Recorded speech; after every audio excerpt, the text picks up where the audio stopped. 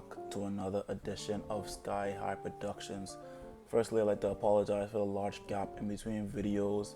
Currently in a transitional period with the channel right now, trying to improve the quality of videos for you guys, so bear with me right now. But today I have a very specific topic for y'all. It's not about a specific team, but it's about two very special players in the league, about James Harden and Kyrie Irving.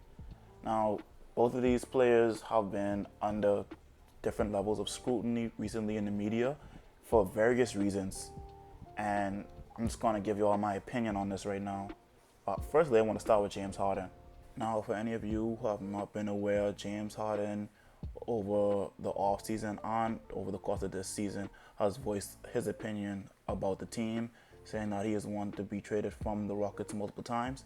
And last night, after the loss against the Lakers, he again reiterated this exact same point, blatantly coming onto live TV after the game saying that he's done with the team. He doesn't think the situation can be fixed anymore.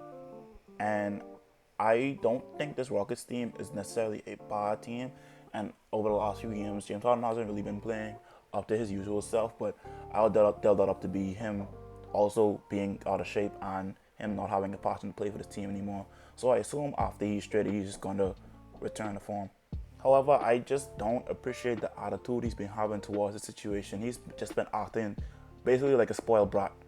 And this Rockets team has basically given him everything he's asked for. He's played with a lot of all-stars over the past few years. Well, I shouldn't say a lot of all-stars, but he's had some pretty good teams in the past, going from Dwight Howard and then to Chris Paul, now to John Wall and Russell Westbrook. Like he's had a share amount of help in the past, and each time the team has failed, and most of the time it's been his fault. And in the past, his teammates have not had a very good opinion about him. Chris Paul stating in the past that he just doesn't have a certain drive in him just to reach another level of greatness. And then with Russell Westbrook, of course they're good friends, but the fit together just didn't seem too right. And now with John Wall, after James Harden's statement last night, saying that you can't have a team play solidly if there are certain players that don't want to buy in, obviously speaking about James Harden in the situation. Because all of the Rockets pieces right now, especially the ones that they've acquired over the offseason, have been playing pretty solid. John Wall is pretty much almost back to form, I would say. Christian Wood is having a most improved player campaign type of season. And, Boogie's giving his contributions when he's not getting ejected from games. So I wouldn't say that anybody else on this team isn't buying into the system besides James Harden, who is actively asking for a trade. And then saying that he's done everything he can for this team when almost every time in the past, the team's shortcomings, especially in the playoffs, has almost been solely his fault, with him just choking in games. But that's another conversation for another day. Now, I have no problem with players asking for trades. As a player, you have all of the freedom you want to not want to play for a certain team. But the way that he's going about it, I can't agree with it, because it's coming off like he doesn't have an appreciation for what this team has done for him in the past.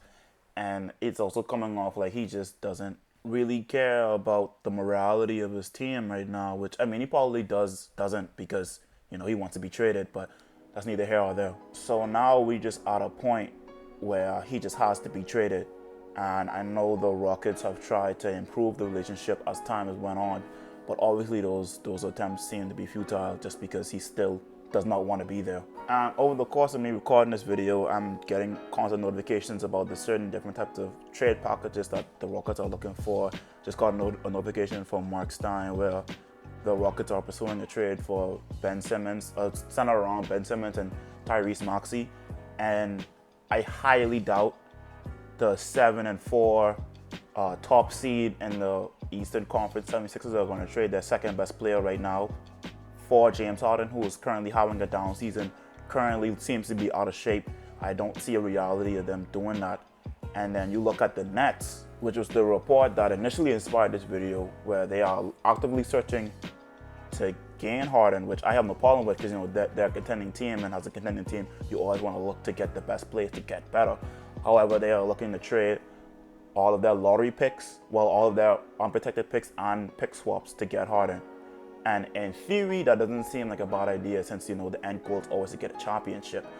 However, this is exactly how the Nets end up in a situation a few years ago where they had no lottery picks and only late first round picks for years being the bottom team because they traded all their future assets trying to get better for the future. Now, this isn't the exact same situation because James Harden, I would still say he's in his prime, unlike when they traded all them picks to get out of prime Kevin Garnett and Paul Pierce. But from the Nets perspective, maybe you do want to pull up this trade since Spencer Dinwiddie just went down with an injury for the rest of the season and you don't know what Kyrie plans on doing right now, which is what I'm going to get into right now with the whole Kyrie Irving situation. Now, over the past few seasons, there's always been this, I would say, vendetta against Kyrie Irving.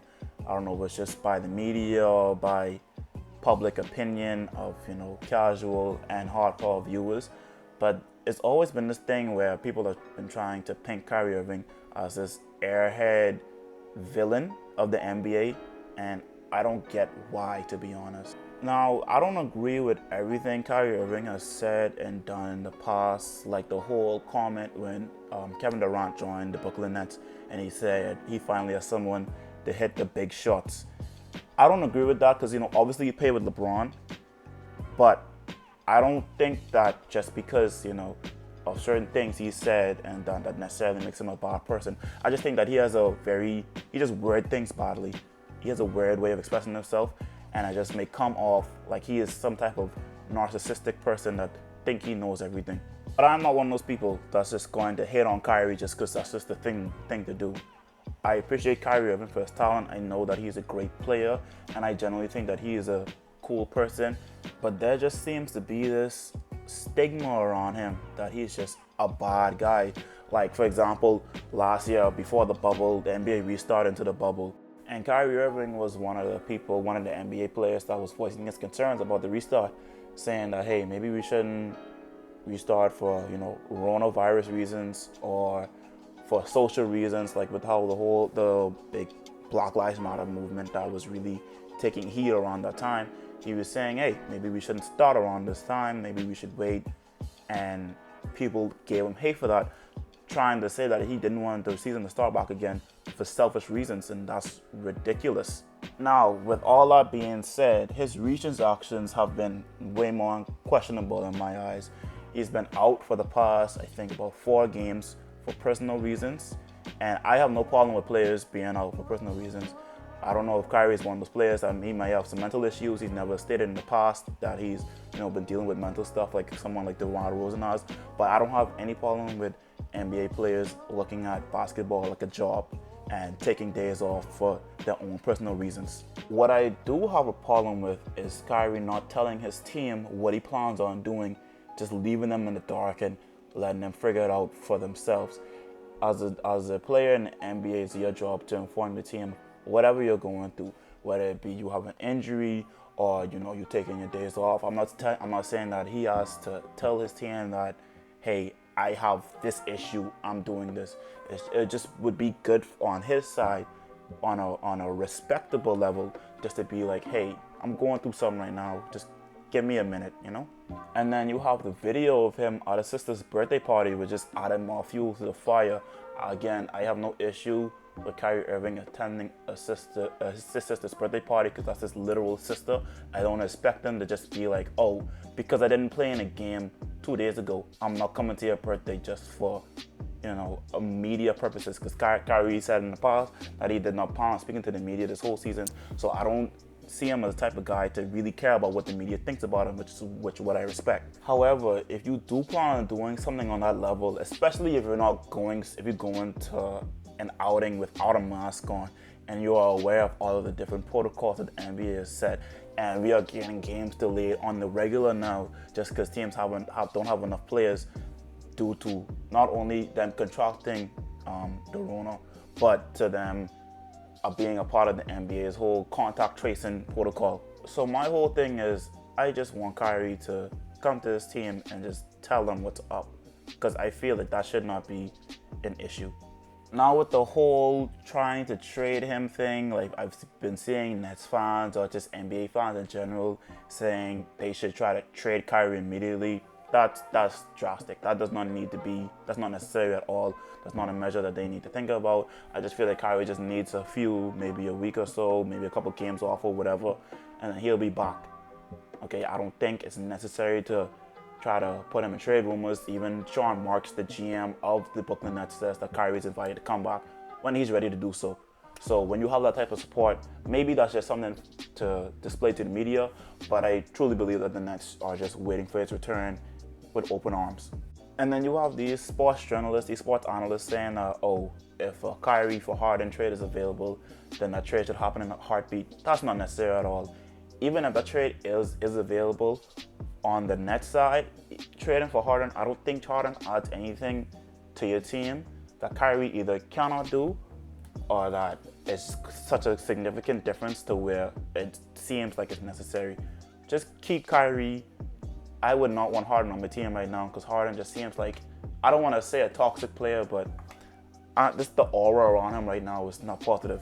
So I would not want that around my team right now, especially with the Nets, who the media are trying to portray them as this team with this negative aura, but I don't believe that at all. So circling back to Harden now with all the trade rumors, honestly at this point I do not know what team would even try to trade for Harden, especially a contending team, because most of the contending teams right now have their team solidified. They're just working out some of the kinks, even if they're not as good right now. So I honestly don't know what a Harden trade would even look like at this point. But I am interested to see if he is traded, what happens from there. But we just gotta wait and see. I want to thank you guys for watching the video. Please like, comment, share, and subscribe. Do all that stuff. Turn on post notifications so the next time I post a video, you don't miss it. And yeah, that's it, guys. Peace. What is there to say?